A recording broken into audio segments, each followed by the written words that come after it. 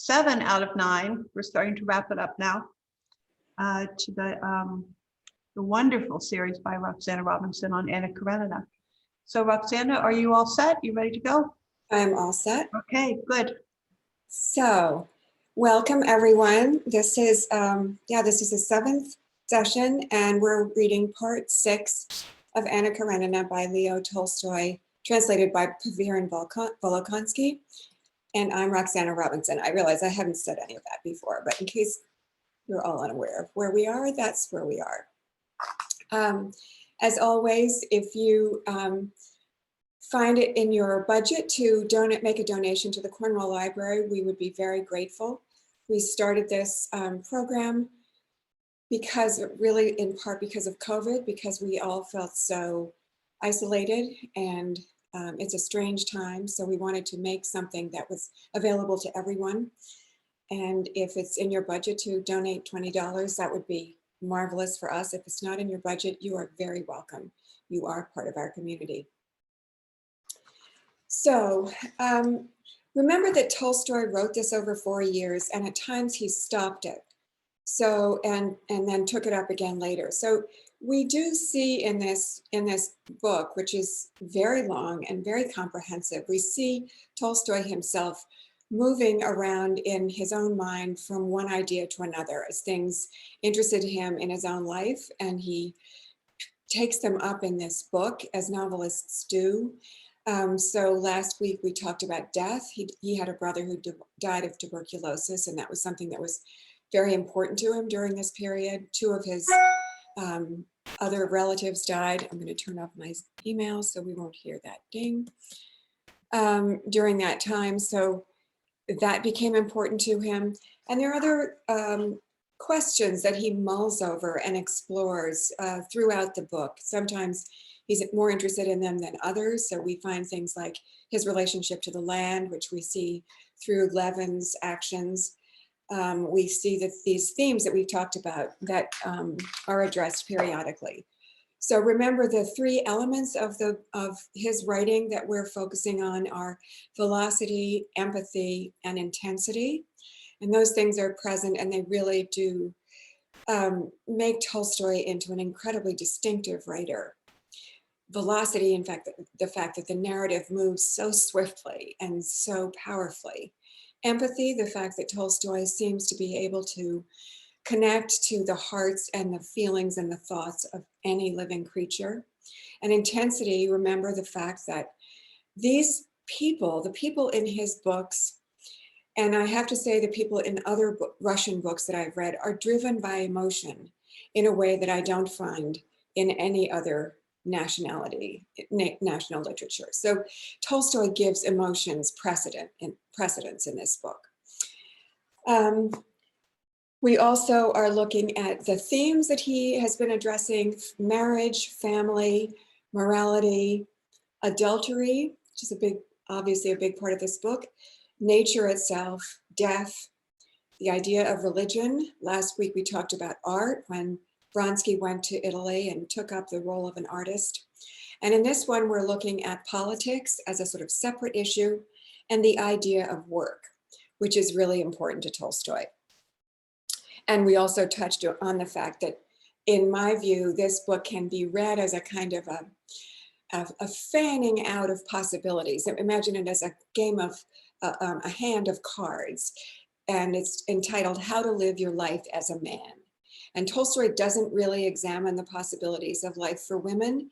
They're all given more or less the same role, but men have a lot of different possibilities, and we're looking at them as the book proceeds, and we'll talk about them more. So I will read first from page 564, and Sherry has put the page numbers in the chat so you can see beforehand what I'm reading. And sorry if it's been difficult to find it, but this is page 564, and it's Sergei Ivanovich and Varenka when they're mushrooming in the woods.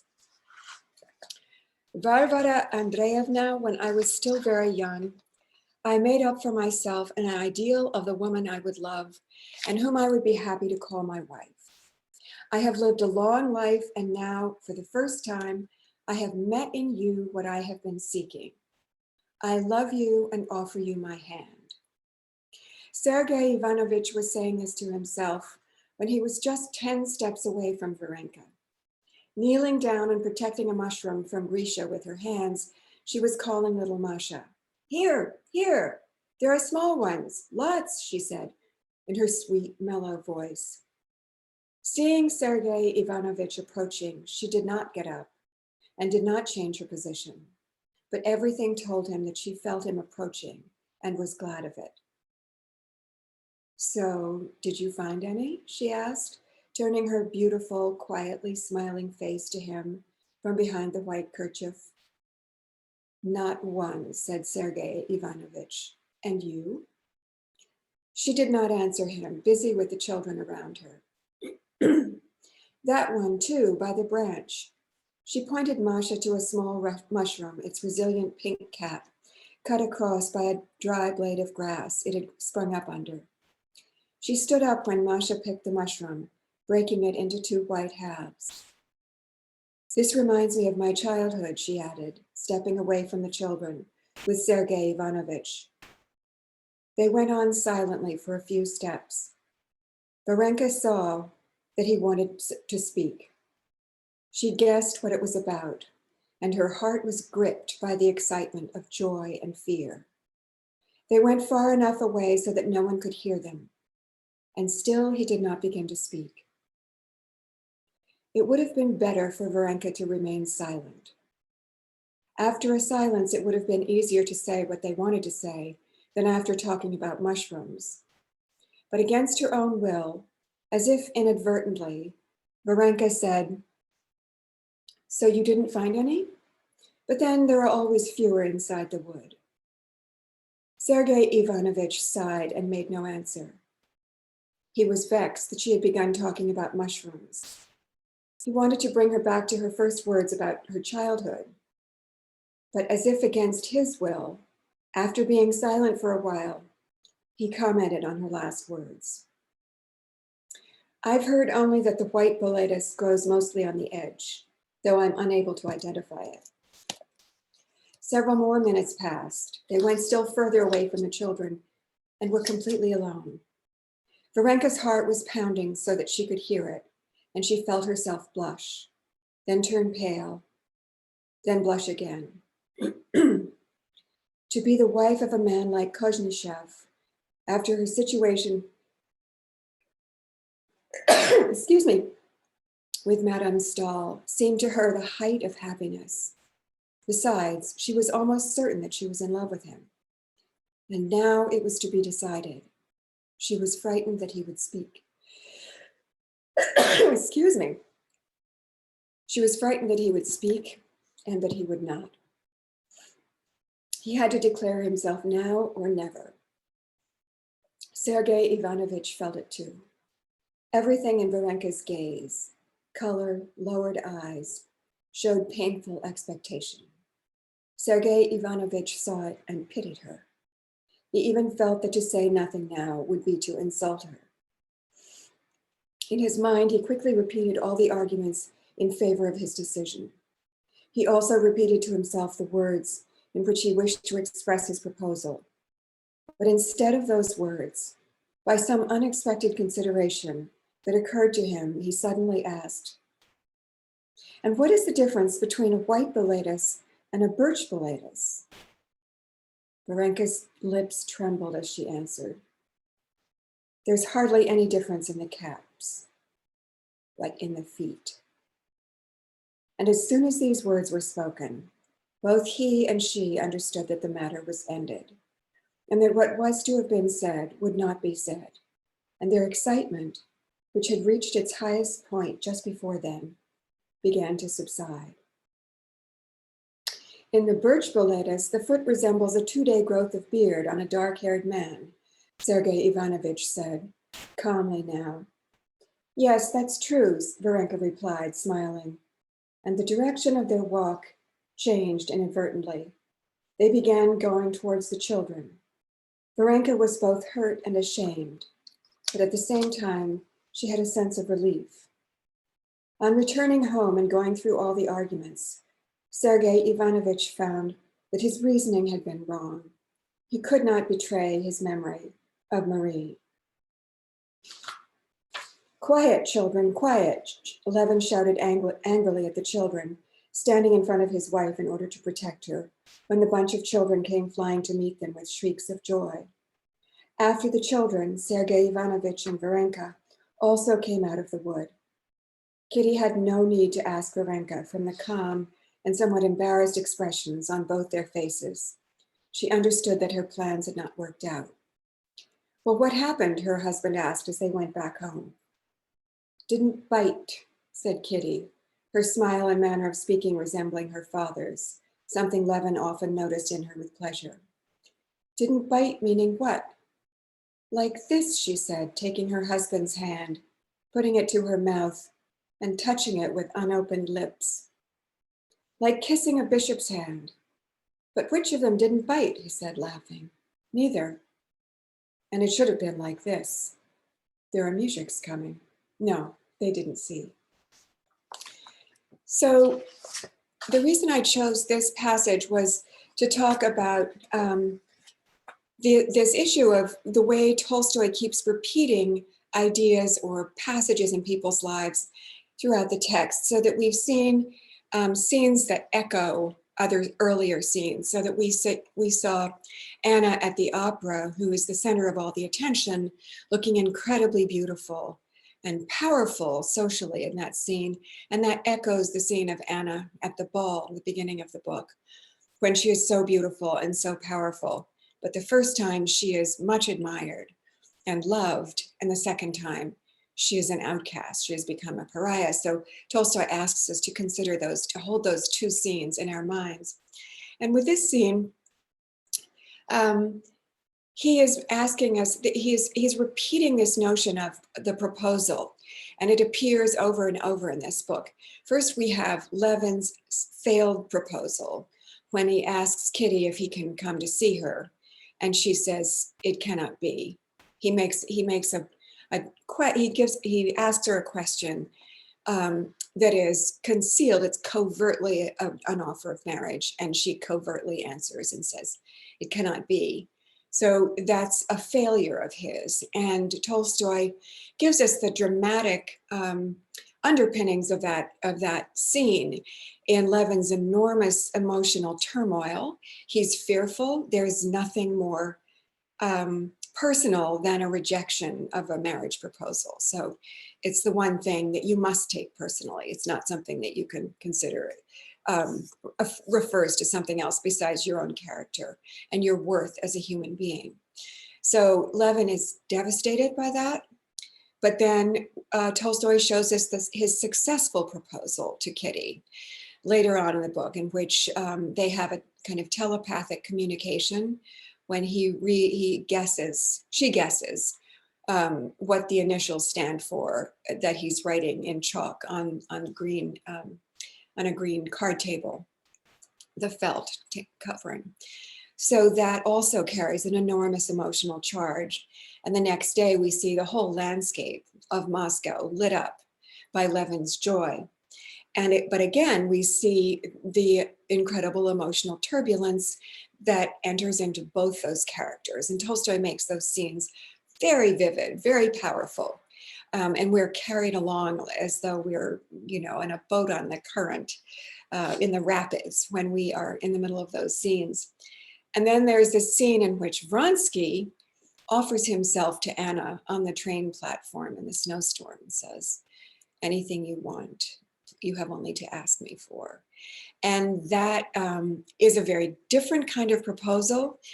Again, it's filled with emotional turbulence, but we're only given Anna's view of that. We don't know what Vronsky is thinking then. And Vronsky is, I'll talk about this more, but Vronsky is really kept as a sort of cipher in this book. We have a hard time understanding him, but he is so charismatic.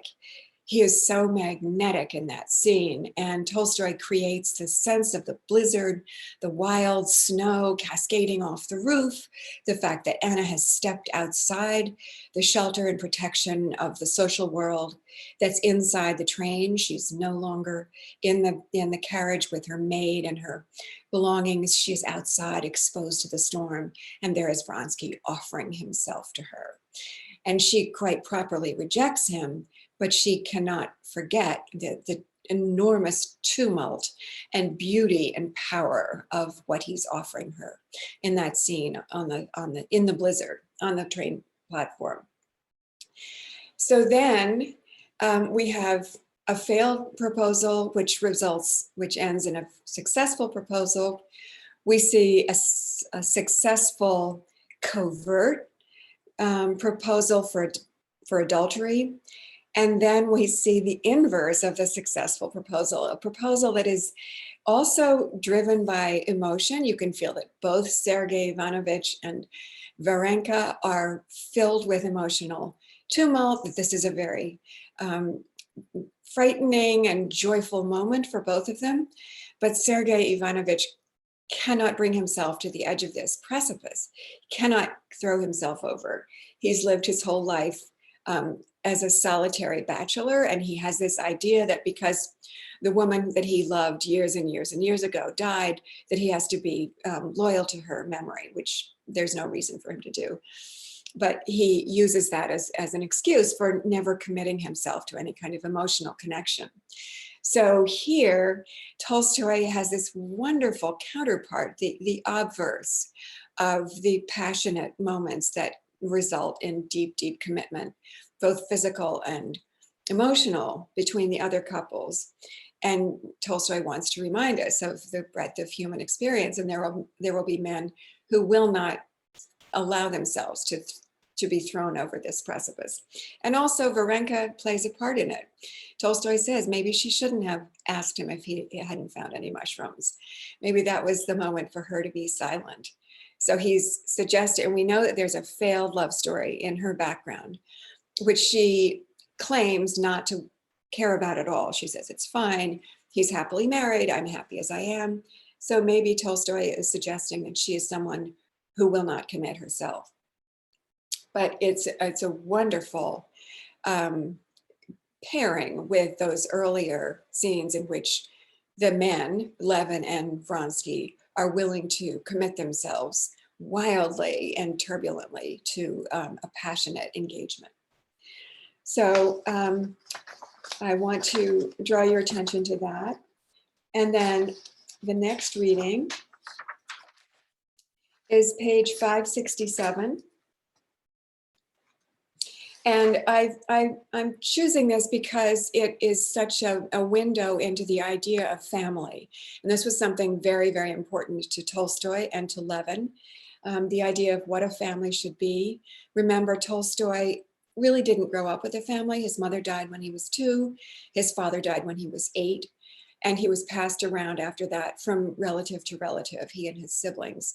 So he sort of had to create his own notion of family. And we saw Levin, who desperately wants the idea of a family, although he's waited for a long time. He's in his 30s when he finally marries Kitty, just as Tolstoy did. He was in his early 30s when he married. But he has this idea of what a family should be, but he doesn't really know how to carry it out. So he's kind of imposing this notion on the people who become part of his family. So I will read you just a little bit that just gives you a sense of one of the many things that family stands for at this time in this place. So this is Dolly and Levin. You go and give the orders, she says to Agafya Mikhailovna, and I'll go with Grisha to hear his lesson. Otherwise, he'll have done nothing today. That's a lesson for me. No, Dolly, I'll go, said Levin, jumping up. Grisha, already enrolled in school, had to go over his lessons during the summer. Daria Alexandrovna, who had studied Latin with her son while still in Moscow, had made it a rule when she came to the Levins to go over the most difficult lessons in arithmetic and Latin with him at least once a day. Levin had volunteered to replace her, but the mother had heard Levin's lesson once, and noticing that he did not do it in the same way as the teacher in Moscow, embarrassed and trying not to offend him, had told him resolutely that it was necessary to go by the book as the teacher did, and that she had better do it again herself. Levin was vexed both with Stepan Arkadyevich, who in his carelessness left it to the mother to look after the teaching, of which she understood nothing, instead of doing it himself, and with the teachers for teaching children so poorly. But he promised his sister-in-law that he would conduct the lessons as she wished. And he went on tutoring Grisha, not in his own way now, but by the book, and therefore did it reluctantly and often missed the time of the lesson. So it happened that day. "No, I'll go, Dolly, and you sit," he said. "We'll do everything properly, by the book. Only when Stiva comes and we go hunting, then I'll skip." So just to remind you, because I think this is interesting in terms of what Russian society was like, Grisha is enrolled in a school in Moscow. But remember that these great landowners lived outside the cities and the towns, and their children grew up alone, and not alone, but within the family. And they did not get sent to the local village school. So they had tutors at home, and often the family members themselves taught the children. And Tolstoy himself was very, very interested in the education of children. And he spent a long time, several years during this period, in compiling an 800-page children's book, a primer to teach children to read. And it was filled with Russian folk tales and fairy tales and fables from other countries. And he wrote it and rewrote it and rewrote it, making these fables into stories that children would find easy to read, and that would also give them, many of them were Russian, would give them a sense of their own heritage. Remember, Russia is still trying to create its own sense of itself. I mean, it has a very long history on its own, but it always felt competitive ever after Peter the Great with European culture. So he was trying to give to Russian children a sense of their own culture. These are your stories, these are your characters, these are your, this is part of your heritage. And he wrote this 800-page book, and he thought that that would make his fortune. Unsurprisingly, it did not sell well at all. Very few people wanted to buy an 800-page book for their children. But then he separated it into smaller parts, and that actually did become extremely successful. And he was completely dedicated to this project and worked very, very hard on it, and thought for a while that that would be, as I say, his legacy, and that would survive him in a way that his novels would not. So this was something that was very important to him.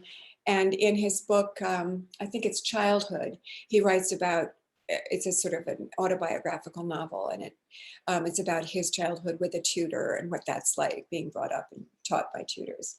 So this is part of what Tolstoy thinks is important about a family.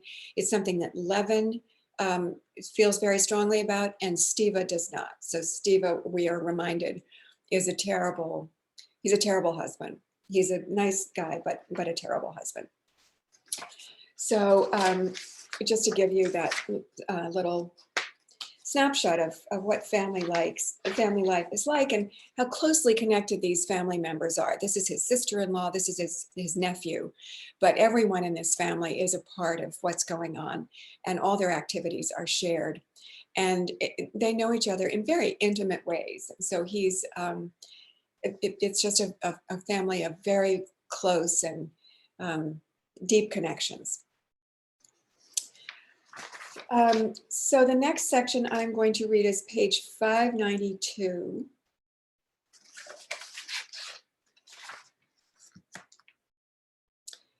And this touches on two things that I wanted to talk about. One is nature, and as we've mentioned before, Tolstoy was enraptured by the natural world. And in every scene that he describes at any length, he talks about the weather, and also very often growing things.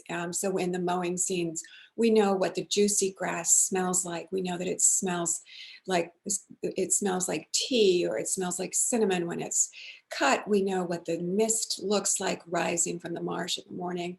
He's an incredible observer, and he loves this landscape. So the hunting scenes in this book are some of the most beautiful descriptions of the landscape and show his deep devotion to the natural world. And also this scene is one of the great pieces, I think. That's one of the great moments in 19th century literature. And we'll talk a little bit about empathy and how Tolstoy, like Shakespeare, like Wagner, is able to enter into the mind and the heart of any character that he focuses on. And it happens over and over again in this book. It happens when he writes about Dolly, this sad but quite wonderful, loyal, devoted wife and mother. It happens when he writes about Anna, about Levin. And now in this passage, he moves into the mind of a short-haired pointer, a hunting dog. And for anybody who has lived or worked with a dog, you will recognize exactly the veracity of this scene and the way the dog moves and the way the dog feels. It's an extraordinary passage. So I'll read it and then I'll talk a little bit more about it. 592. Laska gaily ran ahead on the path. Levin followed her with a quick, light step, constantly glancing at the sky. He did not want the sun to come up before he reached the marsh, but the sun did not tarry. The moon, which was still shining when he set out, now merely gleamed like a bit of quicksilver. The morning star, which could not be missed earlier, now had to be looked for. The spots on the distant field, indistinct before, were now clearly visible. They were shocks of rye. Still invisible without the sun's light, the dew on the tall, fragrant hemp, from which the heads had already been plucked, wetted Levin's legs and his blouse above the waist. In the transparent stillness of morning, the slightest sounds could be heard. A bee whizzed past Levin's ear like a bullet. He looked closer and saw another, then a third. They all flew out from behind the wattle fence of the apiary and disappeared in the direction of the marsh. The path led him straight to the marsh. It could be recognized by the steam rising from it, thicker in some places, thinner in others, so that the sedge and some small willow bushes, like islands, wavered in the steam. At the edge of the marsh and the road, the boys and moujiks who had spent the night with the horses all lay, having fallen asleep under their kaftans before dawn. Not far from them, 3 hobbled horses moved about. One of them clanked its chains. Laska walked beside her master, looking about and asking to run ahead. One of the horses, a sleek chestnut 2-year-old, saw the dog, shied, tossed its tail, and snorted. The others also became frightened and splashing their hobbled legs in the water, their hooves making a sound like clapping as they pulled them from the thick clay, began leaping their way out of the marsh. Laska stopped, looking mockingly at the horses and questioningly at Levin. Levin patted her and whistled the signal for her to start. Laska ran with a gay and preoccupied air over the bog that yielded under her. Running into the marsh, Laska at once picked up, amidst the familiar smells of roots, marsh grass, rust, and the alien smell of horse dung, the bird smell spread all through the place, that same strong-smelling bird that excited her more than anything else.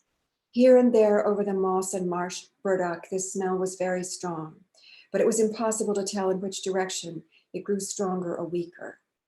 To find the direction, she had to go further downwind, not feeling her legs under her, moving at a tense gallop so that she could stop at each leap if necessary. Laska ran to the right, away from the morning breeze blowing from the east, and then turned upwind. Breathing in the air with flared nostrils, she sensed at once that there were not only tracks, but they themselves were there, and not one, but many. She slowed the speed of her run. They were there, but precisely where she was still unable to tell. She had already begun a circle to find the place when her master's voice suddenly distracted her. Here, Laska, he said, pointing in a different direction. She paused briefly, as if to ask if it would not be better to finish what she had begun. But he repeated the order in an angry voice, pointing to a water-flooded, hummocky spot where there could not be anything. She obeyed him, pretending to search in order to give him pleasure, ran all over the hummocks and then went back to the former place, and immediately sensed them again. Now, when he was not hindering her, she knew what to do, and not looking where she put her feet, stumbling in vexation over high hummocks and getting into the water, but managing with her strong, supple legs, she began the circle that would make everything clear to her. Their smell struck her more and more strongly, more and more distinctly, and suddenly it became perfectly clear to her that one of them was there, behind that hummock, 5 steps away from her. She stopped, and her whole body froze. On her short legs, she could see nothing ahead of her, but she knew from the smell that it was sitting no more than 5 steps away. She stood, sensing it more and more and delighting in the anticipation. Her tense tail was extended, and only its very tip twitched. Her mouth was slightly open, her ears pricked up a little. One ear had got folded back as she ran, and she was breathing heavily, but cautiously, and still more cautiously. She turned, more with her eyes than her head, to look at her master. He, with his usual face, but with his ever terrible eyes, was coming, stumbling over hummocks, and extremely slowly, as it seemed to her. It seemed to her that he was moving slowly, yet he was running. Noticing the special way Laska was searching, pressed flat to the ground, as if raking it with her hind legs in big strides and with her mouth slightly open, Levin understood that she was after great snipe, and praying to God in his heart that he would be successful, especially with the first bird, he ran to her. Coming right up to her, he began looking in front of him from his height and saw with his eyes what she had seen with her nose. In a space between 2 hummocks, close to one of them, he made out a great snipe. It was listening, its head turned. Then, fluffing its wings slightly and folding them again, it wagged its behind clumsily and disappeared round the corner. Flush it, cried Levin, nudging Laska from behind. But I can't flush anything, thought Laska. Where will I flush it from? I can sense them from here, but if I move forward, I won't be able to tell where they are or what they are. Yet here he was nudging her with his knee and saying in an excited whisper, Flush it, Lasushka, flush it. Well, if that's what he wants to do, I'll do it, but I can't answer for myself anymore, she thought, and tore forward at full speed between the hummocks. She no longer smelled anything, but only saw and heard without understanding anything.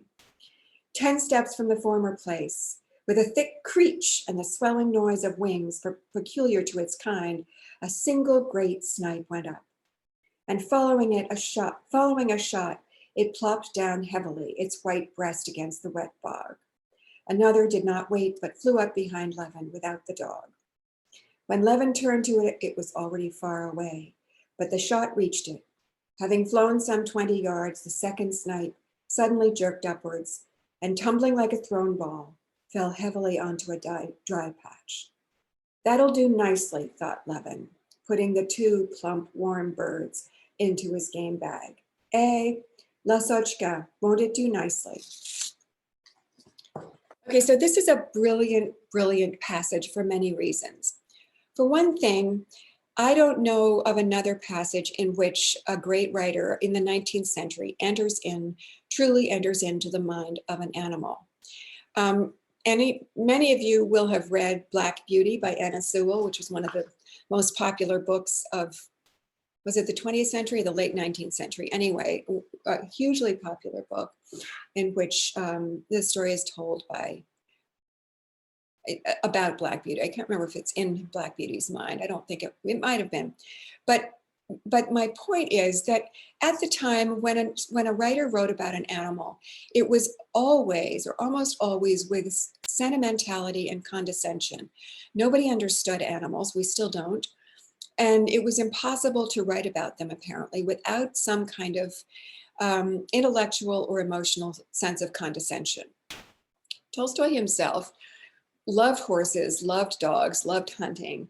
And before he wrote Anna Karenina, he wrote a famous novella, which is called, it's just often translated as Strider. I just read a version of it, which is translated as Pace Setter. And it refers to a great trotting horse whose pace was very fast and very regular. And Tolstoy wrote this after taking a walk with Turgenev. And the two of them saw a very old, decrepit horse standing alone in a field. And Tolstoy made up this story about his life. And I read this recently because I wanted to know more about Tolstoy's response to animals. And it's not nearly as powerful as this because it has this Anna Sewell-ish quality. It's a lot of horses talking to each other and telling stories to each other the way humans might imagine that they behave. But you don't feel that sort of electrical charge that you hear. Thank you, Robin just told me Black Beauty is the narrator of that. So she is going into Black Beauty's mind, but it's told really, it feels like a person who's pretending to be a horse. It's a very powerful story. I read it many times as a child. I loved it. But she was not doing what Tolstoy does, which is to enter into an animal who is working and who is completely engaged by this joyful and exultant task. And reading this description of Laska scenting the morning air, the different scents that she encounters, and her understanding of her task, to me is thrilling. It's a radical leap on Tolstoy's part in terms of empathy and understanding.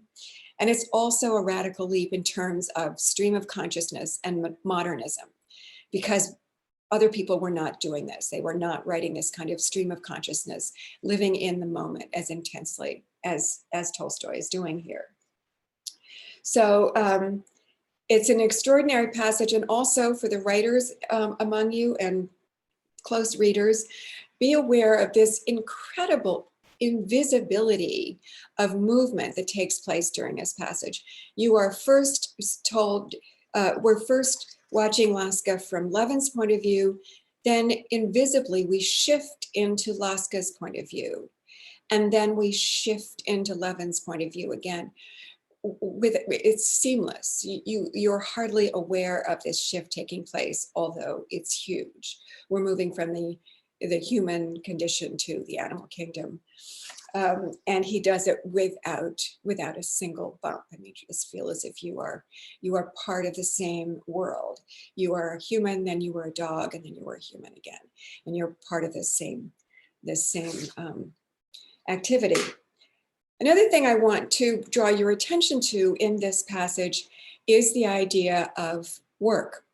And as somebody pointed out last week, work is really important in this book, and Tolstoy considers it over and over. And it's part of the theme of how to live your life as a man, so that all the main characters, the main male characters, are shown in relationship to their work. So at the beginning of the book, we have Steva Oblonsky, who's a really bad husband, but he's very good at his job. He's well respected in his office. He's responsible and kind and diligent, conscientious. And that's a big part of the opening of the book, because we see Levin, who comes in and despises what he does and everybody in the office. But we're asked to respect Steva and what he does. His work in the ministry, whatever that is. And we respect Karenin in the same way. He's a terrible husband, just because he's so emotionally ungenerous, but he's good at his work. He takes his work very seriously. So he too is somebody who is a man who lives a responsible life in the world. And then we meet Vronsky, whom, as I've said before, is kind of a cipher. He's hard to get to know, but we are told that he is an ambitious officer in the military. We're shown his life in the military. He takes that seriously. He takes care of the soldiers beneath him, pays his bills, lives the life of a military man, plans never to marry, plans to leave that life, and hopes to succeed in it. We meet Levin's brother, Sergei Ivanovich, who leads the life of an intellectual. He's a bachelor. We feel he will never get married, withholds himself as a person, withholds himself emotionally, but takes his work very seriously. Levin, of course, is the quester who keeps asking himself what his work should be, how he should relate to the land, which he loves, how he should relate to the people who work on it.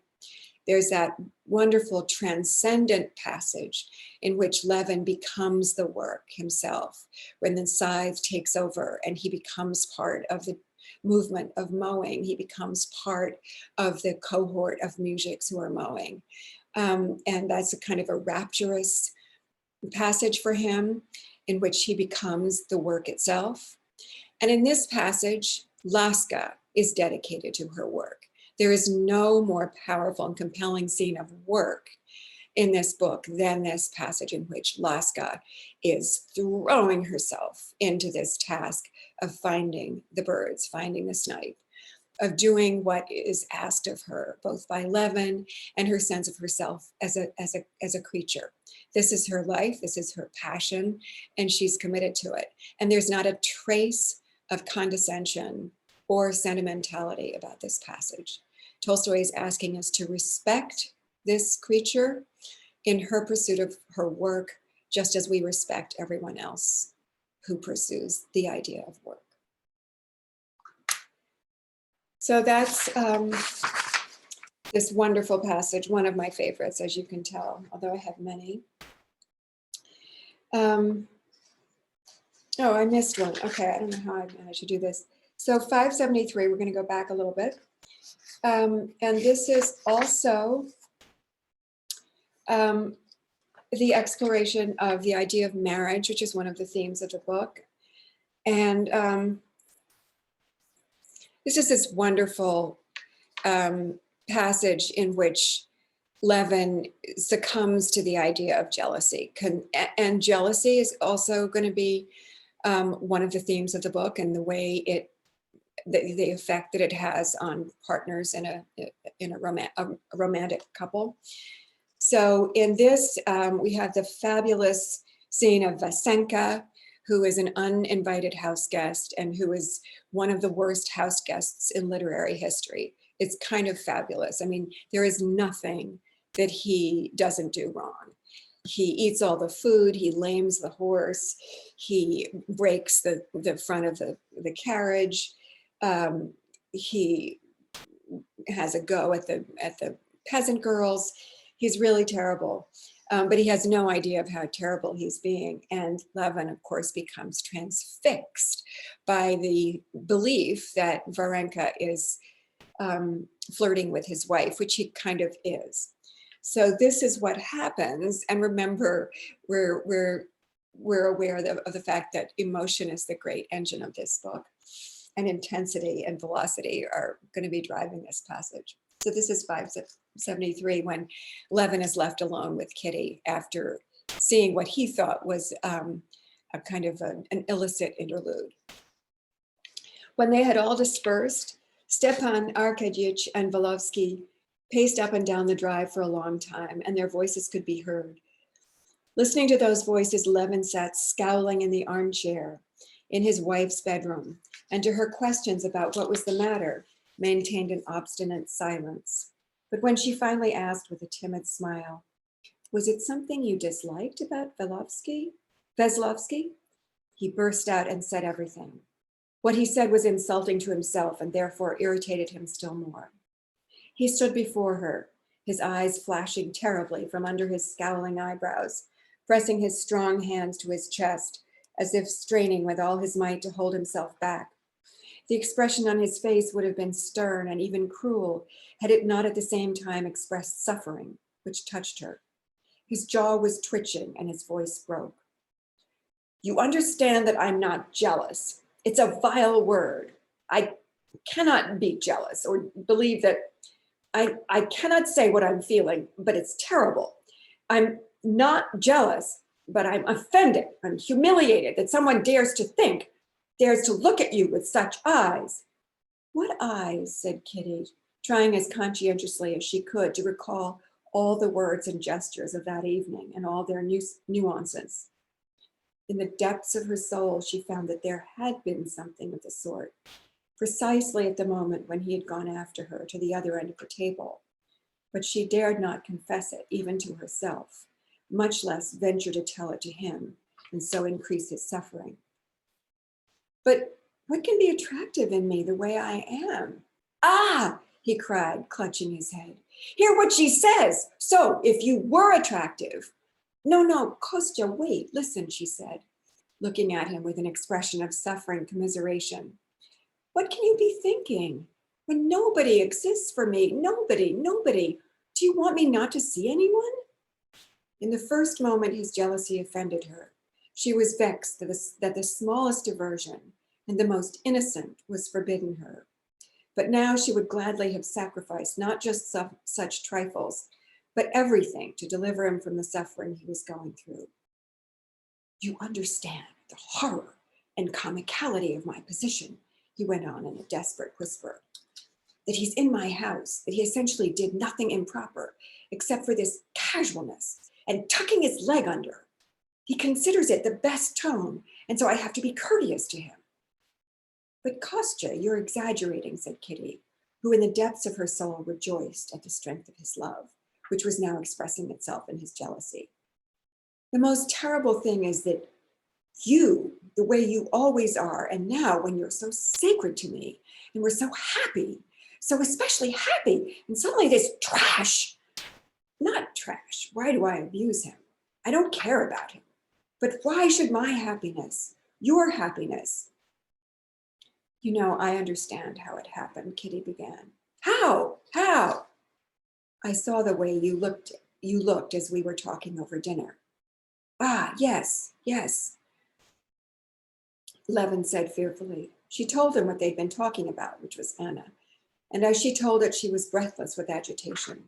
Levin remained silent, then looked closer at her pale, frightened face, and suddenly clutched his head. Katya, I'm tormenting you. Darling, forgive me.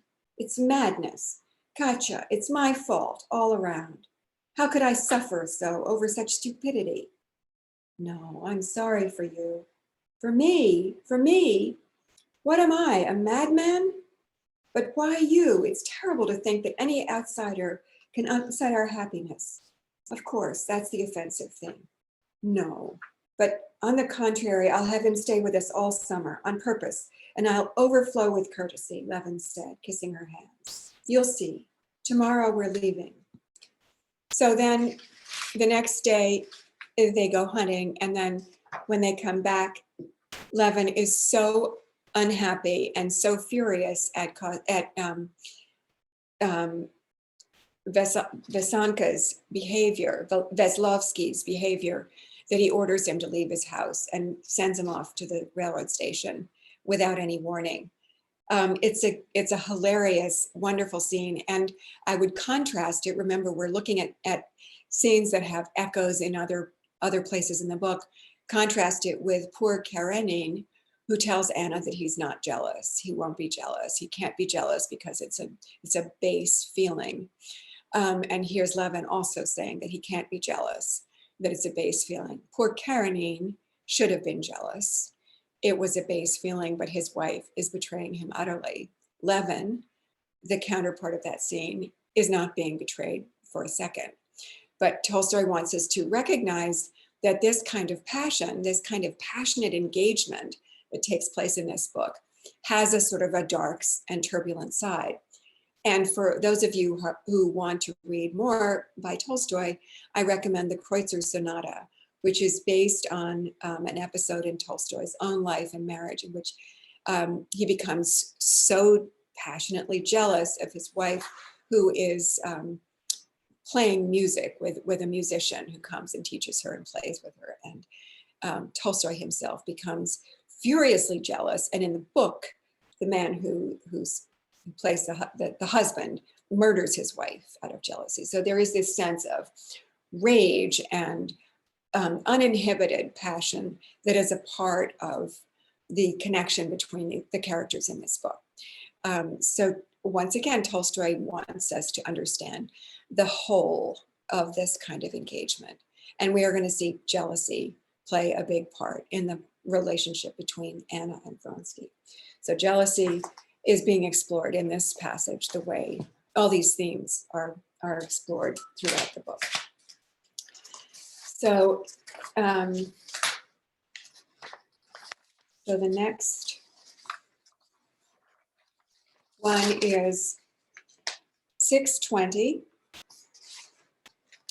And this is the scene in which Dolly is visiting Anna and Vronsky in their big country place. And remember, I said earlier that somebody asked me a question about how could Anna have forgotten that she loved her son Seryozha? And I said, I think because Tolstoy wrote this over 4 years and he dropped it sometimes and then would pick it up again, I think there are things in the manuscript, in the narrative, that he actually forgot that he'd written in, and he came to them later feeling differently about it. One of those is Vronsky's affluence, because we're told in the very beginning of the book that he's very rich. That's one reason he's such a catch.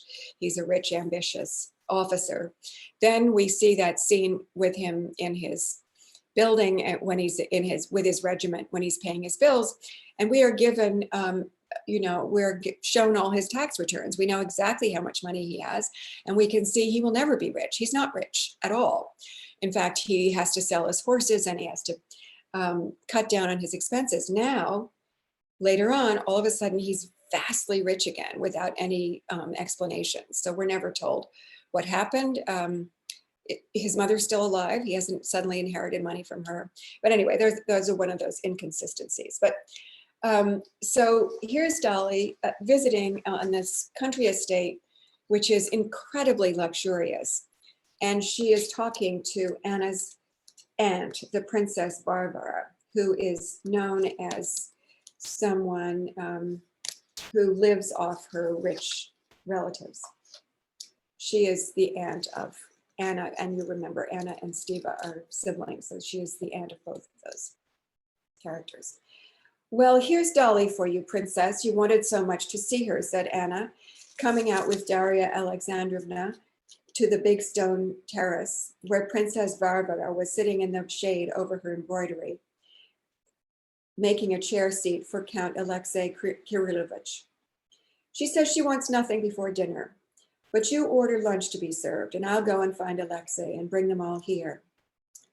Princess Varvara received Dolly benignly and somewhat condescendingly, and at once began explaining to her that she was living with Anna because she had always loved Anna more than had her sister Katerina Pavlovna, the one who had brought Anna up. And now, when everyone had abandoned Anna, she considered it her duty to help her in this most difficult transitional period. Her husband will give her a divorce, and then I shall go back into my seclusion. But now I can be of use, and however hard it is for me, I shall fulfill my duty, not like some others. And how nice of you. What a good thing you've done to come. They live just like the best of couples. It's for God to judge them, not us. Aren't Biryuzhevsky and Madame Avneyev and Nikandrov himself and Vasilyev and Madame Mavanov and Lisa Neptunov? And has anyone ever said anything? And it ended with everyone receiving them. And then, c'est un intérieur si joli, si comme il faut, tout à fait à l'anglaise. On se réunit le matin au breakfast et puis on se parle. Everyone does what he likes till dinner. Dinner is at 7. No, that's another dinner time. Remember, Bosco, it was 5 earlier, but now it's at 7. Stiva did very well to send you. He must stick by them. You know, through his mother and brother, he can do anything. And then they do so much good. Hasn't he told you about his hospital? Ce sera admirable. Everything comes from Paris. Their conversation was interrupted by Anna, who had found the men gathered in the billiard room and returned with them to the terrace. There was still a long time till dinner, and as the weather was fine, several ways were suggested for passing the remaining 2 hours. There were a great many ways of passing the time in Vozdvizhensko, and they were all different from what was done at Pokrovsko. Une partie de lawn tennis, Vezhlovsky suggested, smiling his handsome smile. We can be partners again, Anna Arkadyevna. No, it's too hot. Better to stroll in the garden and go for a boat ride and show Darya Alexandrovna the banks, suggested Vronsky. I am agreeable to anything, said Zvyazhsky. I think Dolly would most like to take a stroll, isn't that right? And then go for a boat ride, said Anna. So it was decided. Veslovsky and Tushkevich went to the bathing house and promised to get the boat ready there and wait for them. They walked down the path in two pairs, Anna with Zvyazhsky and Dolly with Vronsky. Dolly was slightly embarrassed and worried in the totally new milieu in which she found herself. Abstractly, theoretically, she not only justified but even approved of what Anna had done. Weary of the monotony of a moral life, as irreproachably moral women in general often are, she not only excused criminal love from a distance, but even envied it. Besides, she loved Anna from the heart. But in reality, seeing her among these people she found so alien, with their good tone that was so new for her, she felt awkward. It was especially unpleasant for her to see Princess Varvara, who forgave them everything for the sake of the comfort she enjoyed. So several things in this passage. One is Dolly's slow understanding of the discomfort of this household, the way everything is increasingly wrong with it. The sense of that this unpleasant governess who doesn't get along with the wet nurse. Anna doesn't really seem to know the baby well or where the toys are kept. And this scene here in which we see the grown-ups, the adults trying to figure out what they're going to do.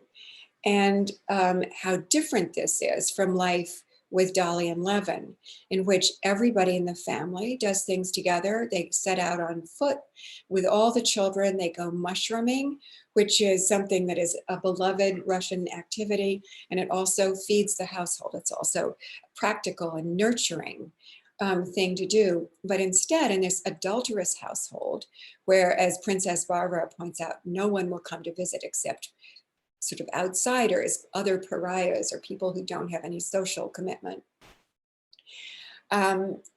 So in this household, these are grown-ups trying to think of ways to pass the time, things that are simply leisurely and have no practical purpose. They don't even want to play tennis because it's too hot, but be aware of the presence of European and foreign influence here. Everything is done à l'anglaise, she says. Everything comes from Paris. English lawn tennis, the decoration of the house, the baby carriage, the governess. Everything is foreign here. It's beautiful, it's luxurious. We are given to understand that this is better than the Russian counterparts, but it's also foreign. And remember how we saw that the German spa and the Italian village are shown as sort of escapes from Russia. They're places to go that are not Russia. It's not that they're so great in themselves, but they're not Russia. But the real place, the homeland, the motherland, that's the real place in which you can live your real life is Russia. And these people who speak French and tell their children to speak French and who have French governesses and everything is from Paris, those are the wrong people. This is the wrong way to live. And this is something that Dolly starts to feel viscerally, that this is a reason that she can't engage with Anna. Her whole household is wrong. There are no children here. There are no children to play games with, to go mushrooming with, to give Latin lessons to. The only child is in the nursery, and it's one that even her mother can't connect with. So this whole household is tainted by the adulterous bond between Anna and Vronsky. And though Both Anna and Vronsky are doing their best to lead lives that are benevolent and benign and good and diligent and conscientious. There is this sense that Tolstoy injects into this household of wrongness, of criminality, and of foreignness. The foreignness is part of it. Tolstoy can't help himself, but what's foreign, what's not Russian, is somehow wrong to him. And I'll give you, there's a brief one at the end, and this is page 640 and 641. It's Anna and Dolly. And when Dolly comes to visit Anna, whom she loves, because Anna has been very loving and generous to her, she finds it very difficult to connect with her, and they keep missing a real engagement. But finally, they're having a real conversation in Dolly's room. And Dolly says, "You must do everything possible." And Anna says, "But what is possible?" "Nothing. You say marry Alexei, and that I don't think about it." "I don't think about it?" she repeated, and color came to her face. She rose, drew herself up, sighed deeply, and began pacing the room with her light step, pausing every now and then. "I don't think? There isn't a day or an hour that I don't think of it and don't reproach myself for that thinking, because the thought of it could drive me mad." "Drive me mad," she repeated. "When I think of it, I can't fall asleep without morphine." "But very well, let's talk calmly. Divorce, I'm told. First of all, he won't grant me a divorce. He is now under the influence of Countess Lydia Ivanovna." Darya Alexandrovna, drawn up straight on her chair, with a suffering and sympathetic face, kept turning her head as she watched Anna pacing. "You must try," she said softly. "Suppose I try. What does it mean?" She was obviously saying something she had thought over 1,000 times and learned by heart. "It means that I, who hate him, but still acknowledge myself guilty before him, and I consider him magnanimous, that I must humiliate myself by writing to him. Well, supposing I make an effort and do it, I'll either get an insulting reply or his consent. Good. So I get his consent." Just then, Anna was at the far end of the room, and she stopped there, doing something to the window curtain. "I get his consent, but my son, they won't give him to me. He'll grow up despising me, with the father I abandoned. You must understand that I love two beings. Equally, I think, but both more than myself. Seryozha and Alexei." She came to the middle of the room and stopped in front of Dolly, her arms pressed to her breast. In the white peignoir, her figure seemed especially big and wide. She bowed her head and with shining, wet eyes, looked from under her brows at the small, thin Dolly, trembling all over with agitation, pathetic in her mended chemise and nightcap. "I love only these two beings, and the one excludes the other. I can't unite them, yet I need only that. And if there isn't that, the rest makes no difference. It all makes no difference, and it will end somehow, and so I don't like talking about it. Don't approach me then. Don't judge me for anything. You with your purity can't understand all that I suffer over." She went up to Dolly, sat down beside her, and peering into her face with a guilty expression, took her by the hand. "What are you thinking? What do you think of me? Don't despise me. I'm not worthy of being despised. I'm just unhappy. If anyone is unhappy, I am," she said, and turning away, she wept. So I think that Tolstoy keeps going further and further into Anna's pain. And we have been seeing this from the start of her her narrative. Remember, the way we met Anna was when she was met by her brother on the train platform, and she said she had spent the night talking about her son to Vronsky's mother, and it was the first time she had ever been separated from him. So each time we're allowed a glimpse into Anna's interior life, it contains this excruciating pain. Anna is a woman who leads a life of torment. And we're slowly starting to see more of this. She has to take morphine in order to sleep. And she understands that nothing she does, even if she divorces, if she gets a divorce from Karenin and is allowed to marry Vronsky, they will not give her her son. There is no way that she can right the wrong that has taken place. Even if she left Vronsky, she couldn't go back to Karenin, he wouldn't take her. She will not have her son. So those are the things that I have to say about this section. So let's open it up. Sherry, if you would unmute everyone, and I will welcome your questions. I will first answer one from Bobby Ann Mason, who asks about the structure of this book. And as she points out, it is rambling and digressive. And she says it's structured the way TV series are now, because it moves from character to character and shifts point of view.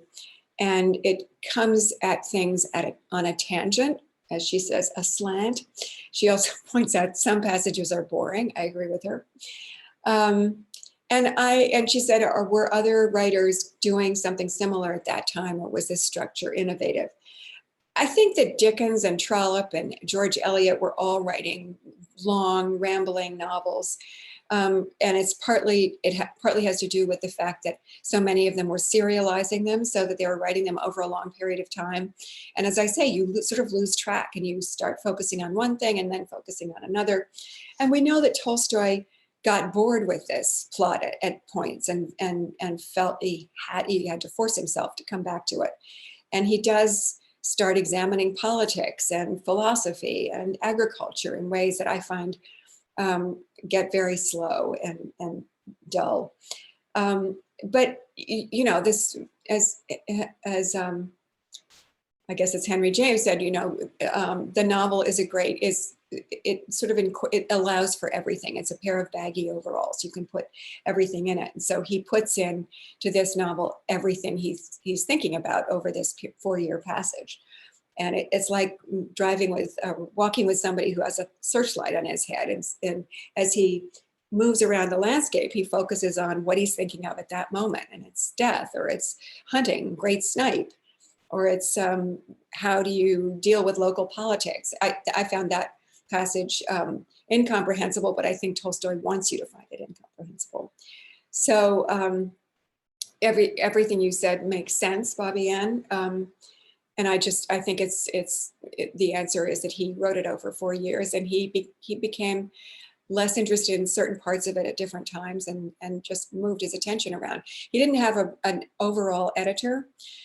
So it wasn't like writing a novel today when you turn the whole thing in and an editor gives you comments. He was writing this over the period, and he would send a batch off to the editor of the magazine, who would then publish it.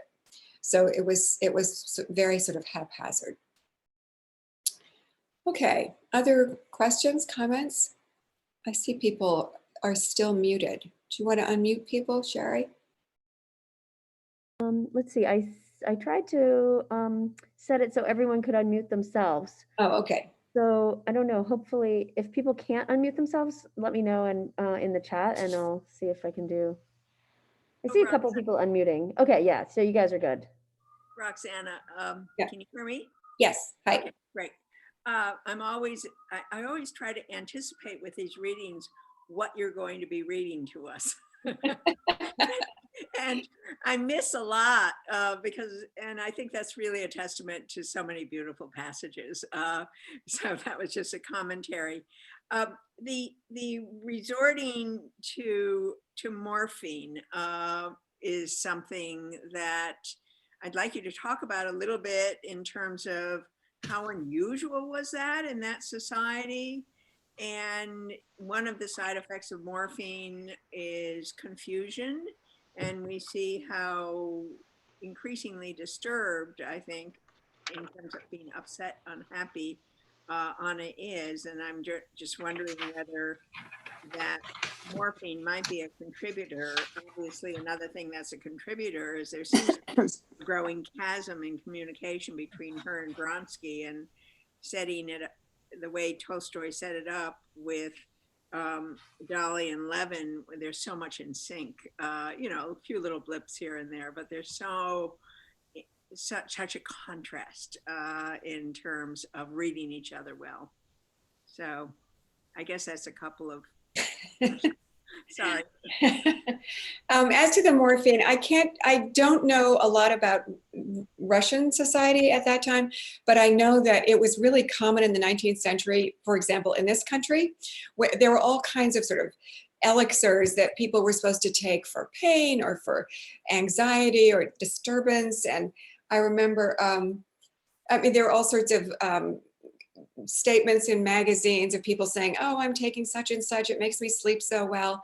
And remember, Bayer, the German company that makes aspirin, is the company that made heroin. They created the word heroin, which is morphine with 2 additives to make it move faster through your system. And that was legal. So everybody, you know, heroin was looked on as a wonderful way to get to sleep. And it wasn't made illegal until I think the 20th century. So people were very free about it. I don't think Dolly would have taken it, or Kitty, but for an upper class woman who needed to sleep, I don't think it was difficult to get. So she wasn't buying it on the street. But it's clearly a red flag. We are to interpret this as trouble, as a problem. I don't think he goes into things like, this is a contributing factor to her madness. I think it's a response to her madness. But I think what she has said to Dolly is, I am being driven mad by my situation. And as we know, as Tolstoy has made clear, she no longer has the protection of a man. As she says to Dolly, he will love me until he doesn't. And she imagines herself being thrown out of his household. Vronsky never suggests that. But this is something that she understands to be true. Once a married woman leaves the protection of her husband, she has no status. She no longer has the protection of Karenina, and Vronsky could at any moment throw her out on the street. So she will never get her son back. So I think Tolstoy is giving us a very compelling reason for her increasing disturbance. Roxana, hi. It seems to me that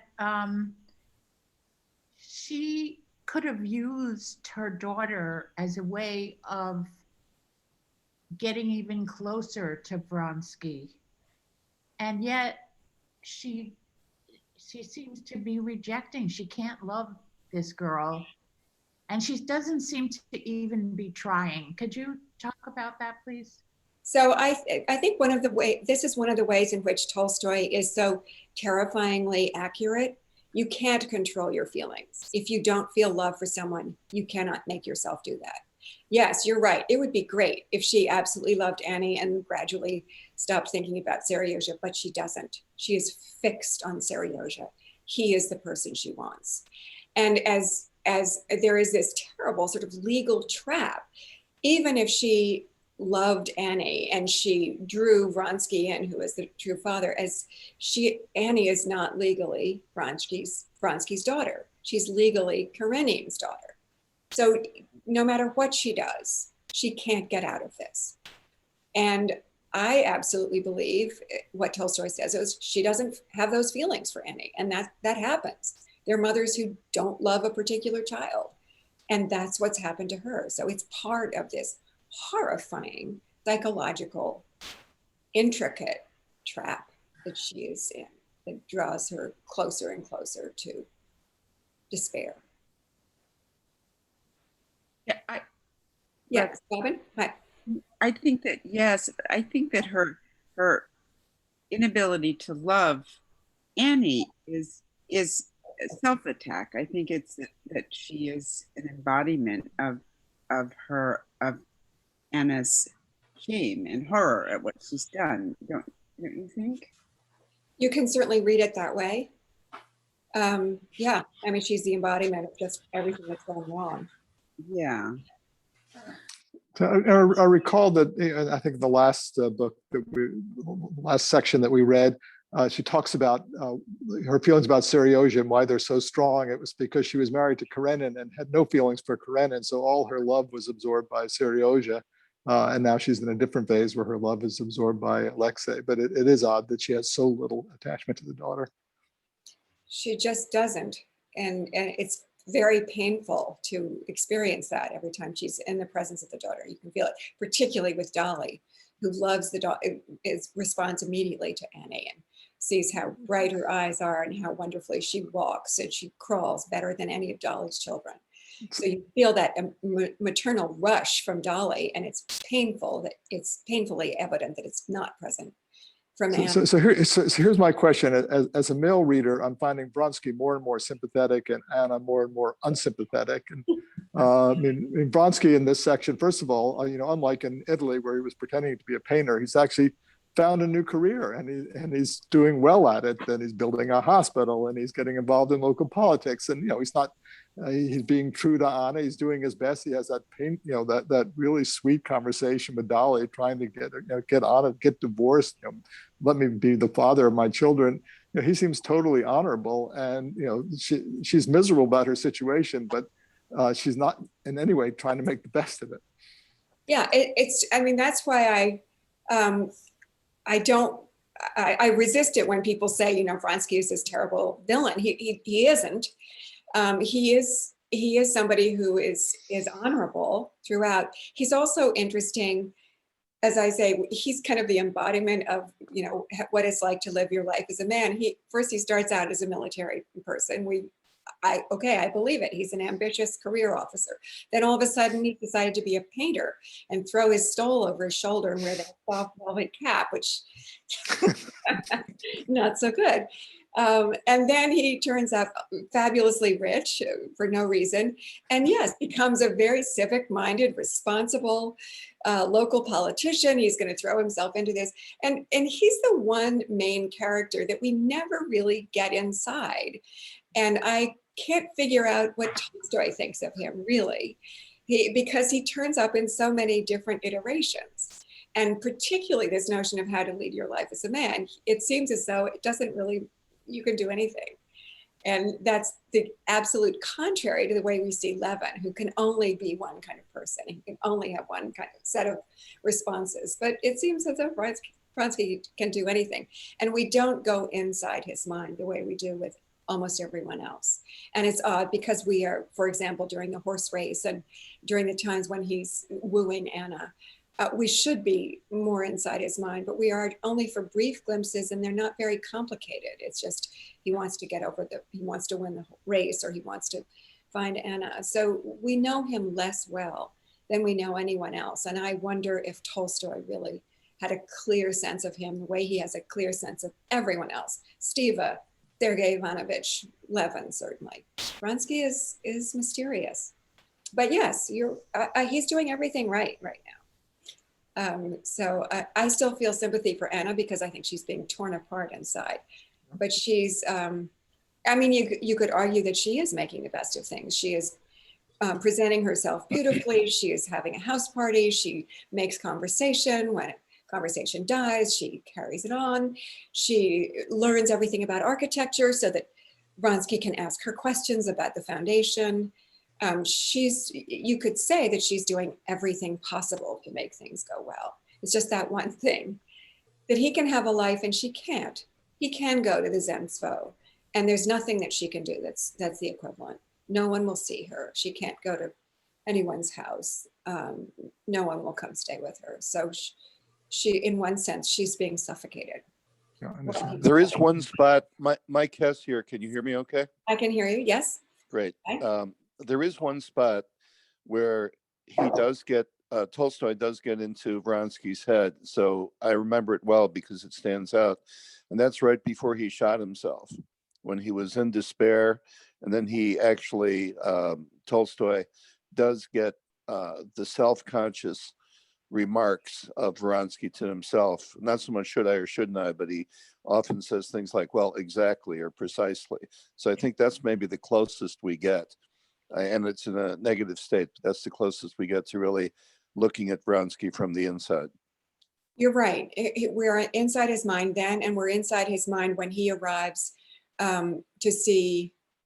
No, that's Karenina, whose mind we're in when he arrives to see Anna on her sickbed. But we are in his mind Right. during that Yeah. scene, and we're in his mind during the horse race. There are times that when we're in his mind, but it's usually sort of high energy, high emotion, and it's not particularly complicated. So we never feel the different layers of possibility and the way the mind moves around that we get with some of the other characters. But you're absolutely right about that. We are in his mind when he shoots himself. When Dolly goes home, it seems that comparing her life to what has happened to Anna, everything she's doing in her life makes total sense.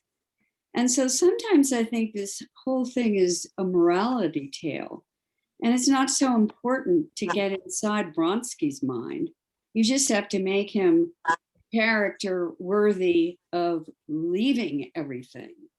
And it's really about that a passionate love affair is disruptive to society and the family and marriage and all the things that we've been talking about that Tolstoy values. It's very conservative. Absolutely right. Very conservative. And Tolstoy himself believed that adultery was devastating. But as I say, so everything you say is right. You can consider this. He is definitely taking the side against Anna. He's making her life be one of despair that really doesn't have there's no possible solution that he offers.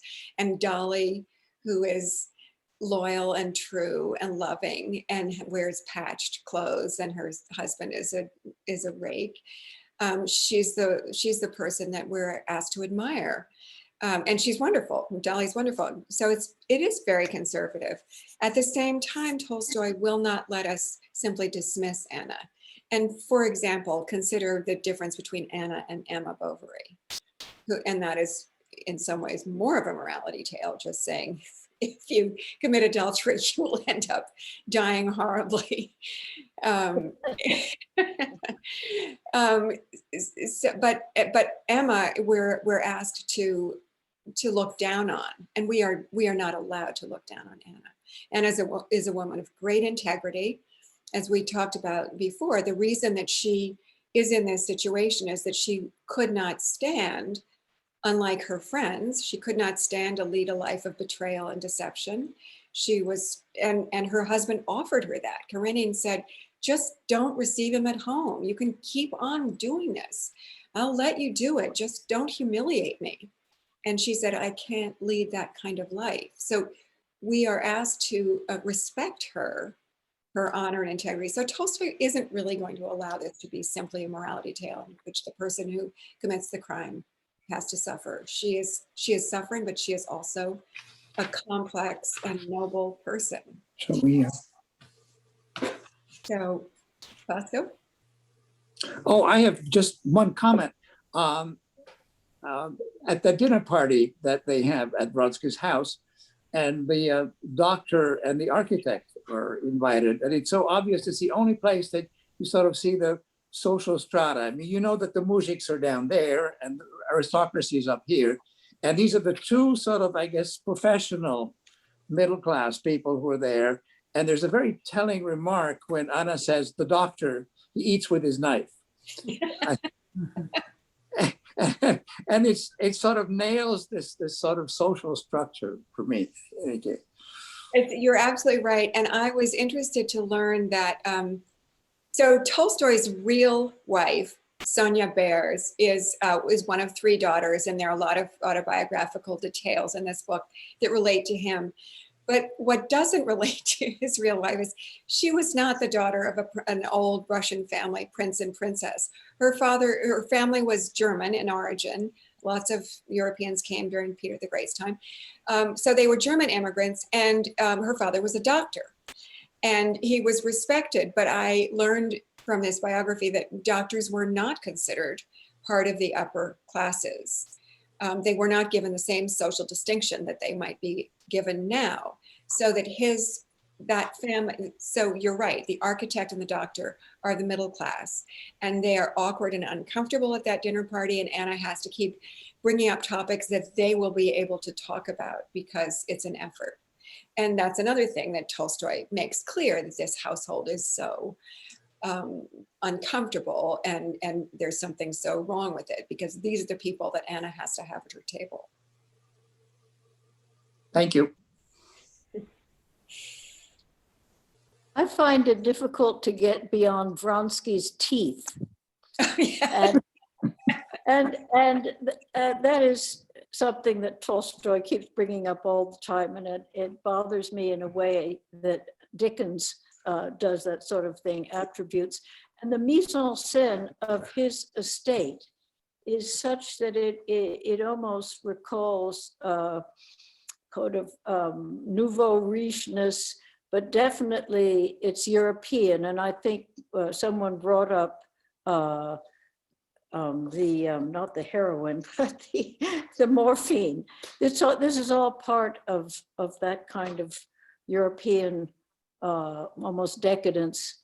It's just wonderful. Tolstoy is so good with this. Could I just mention that Laska, that portrayal is so wonderful. I'm not even an animal person, but it's so superb. I was reminded of the racehorse as well. The racehorse, who was really also such a character, just beautifully done. Absolutely. And I think there was an earlier version in which you go into the horse's mind. It's obviously not the final one, but yes, the Frou Frou is a brilliant character, very, very beautifully drawn. We have a sense of her character, of how she responds to Vronsky, how she responds to the trainer, what it's like to be on her back. For anyone who's a rider, it's a very, very vivid scene. You understand what Gladiator is like, the big chestnut horse, which is your competitor, and what Frou Frou is like. So it's incredibly engaging, and again gives you a sense of Tolstoy's deep connection to the natural world and every living creature. But the passage with Laska is just extraordinary. I don't know anything that like it during that period. I don't think anyone had done that. Can I make one comment about last week? I purposely held back because I know you wanted to cover this part today. But I thought one of my favorite parts of the book so far is the entire discussion of art in Italy. So when they visited that artist, and the artist had concerns about how his painting would be evaluated, and one person said that, I think Anna said, well, that's a really interesting look on Christ's face, who feels sorry for Pilate, and somebody else made a comment. Rather than go through all that, my question for you is, first, I did like it. My question is, did Tolstoy in general have a theory of art that he's either trying to communicate in that passage, or maybe he wrote in other places? Because that section right there, besides being interesting in and of itself, seemed to also reflect, in a way, Tolstoy's ideas about art. He does have a theory about art, and he's written a long essay, which is called something like The Theory of Art. Oh, really? Okay. Yeah. So I recommend that to you. It's very long, it's complicated, and like many of Tolstoy's ideas, he kind of changes his mind during it and contradicts himself. But it's clearly something that is very important to him, and I think that those scenes with Mikhailov and Vronsky being contrasted with each other is really important, and it's important to Tolstoy, and it's important to anyone who's engaged in art. Well, I thought he did a really good job on also portraying the emotions of the artist. So the artist kind of went up and down depending within 5 or 10 minutes, as a function of whether anybody at all made a positive comment. Yeah, and when sometimes he thinks that what the person is saying is going to be the most important thing ever said, and sometimes he thinks it's completely unimportant. I don't care what people Right. say Right. about the work. So Okay, yeah. So we're nearly at the end of our time. Does anyone have one more question? I'm sorry, I'm not very good at going through the chat at this point because it's hard for me to read everything. Roxana, would you like to say anything about the elections? Oh, no. Okay. I mean, I think Tolstoy deliberately makes it very confusing so that whoever's standing shouldn't be standing. And then it turns out he is standing anyway, and his friends want him to, but they actually want him to fail. So you can spend an hour working it all out and why it works the way it does. But I don't think Tolstoy wants you to. I think we're watching it from Levin's point of view, and Levin is mystified and bored. So As was I. yeah, it's dull. Yeah, and I think his point is that. But once Tolstoy gets his teeth into a scene, he writes the whole thing all the way through. He's not going to give up just because it's boring. So somebody asked why Veslovsky is given so much attention. I think it has to do with jealousy, and I think Tolstoy is pillorying Levin in that scene in which he tells Veslovsky to get out. And it's similar to the scene in which Levin arrives at Steva's office, and he's so awkward and so clumsy socially and so inept. And he's doing something, and many of these scenes, the scene in which Levin first proposes to Kitty, the scene in which he sees her parents, he's always inept. And in this, it's kind of it's a super erogation of ineptness. It's in fact, I should have read that instead of this, in which he goes into Veslovsky's room and starts breaking up that rod and throwing the pieces on the floor. It's wonderful. It's the most undiplomatic, incompetent social passage that I can think of in 19th century literature. It's just brilliant. So I think Veslovsky is only given such prominence to show how bad Levin is at being socially graceful and diplomatic. So I'm looking to see if there are any other questions. Oh, hi, Roxana. I too agree with Don that I actually find Vronsky more and more appealing, and in terms of this whole thing of him being hard to decipher, what we have seen, at least in this last section, it seems to me, is him desperately trying to be taken seriously, and he's sort of going from one thing to another, right? He's trying to decorate a house, he's trying to have a hospital in his name, and it seems to me that's his outlet for having kind of had to leave the military. But I guess, Anna doesn't have an outlet. She more increasingly gets more and more isolated, but he kind of is appealing, even if some of it seems like it's just trying to impress people. It does seem like there's a real, what's making him tick.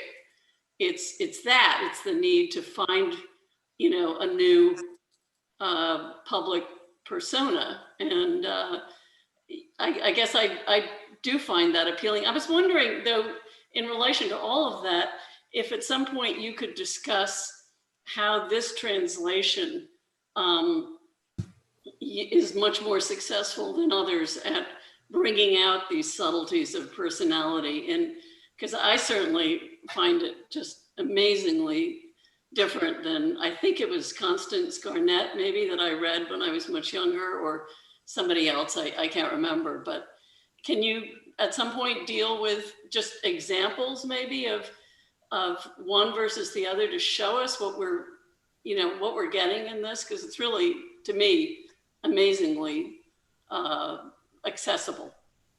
I love the translation. I don't know were you there for the first session when I talked about translation? Yeah, I just was wondering if you could even just show an example what you'd get with one of the past translations versus what we get, because it really, I think it would be instructive if some people haven't read Tolstoy before. I don't know. It would be great. I think it's a great idea, but I don't know that we have time to do that and also deal with the text. And just to go back to Vronsky, my own sense is not that he's trying to impress anyone. I don't think he's trying to show off or to be taken seriously. I think he really is serious, and we were shown that when he was in the military. He did take his job very seriously then, and so he's now serious again. But I think Tolstoy sort of lost a stitch when he was in Italy. That was not a serious person. Now he is a serious person again, and I think that's, as I say, he's the one character that is not as coherent psychologically as the others. So the person in Italy who was throwing his cape over his shoulder does not seem to be the same person as the man who is living in a family house. The household does seem nouveau riche, but that family, he says, is my family house. It's built in the old style, he says. So we're given to understand that he is now a sort of a hereditary landowner, and he's taking his responsibility very seriously. And I agree with you. Tolstoy makes him a man of honor, and he's doing everything he can for Anna, except this one thing: he has to assert his masculine independence, and he is cold to her. And in her state, that's something she can't tolerate. So he sets them up as people who are not going to be able to give each other what they each need. So one more question. Anyone?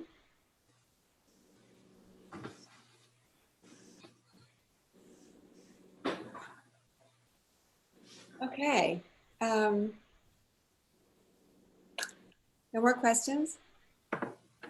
All right. Thank you, everybody. Next week, it's part 7, and I will see you then. Thanks for coming. Thank you. Thank you, Roxana. Thank you. Thanks, Roxana. Thanks, everyone. Thank you.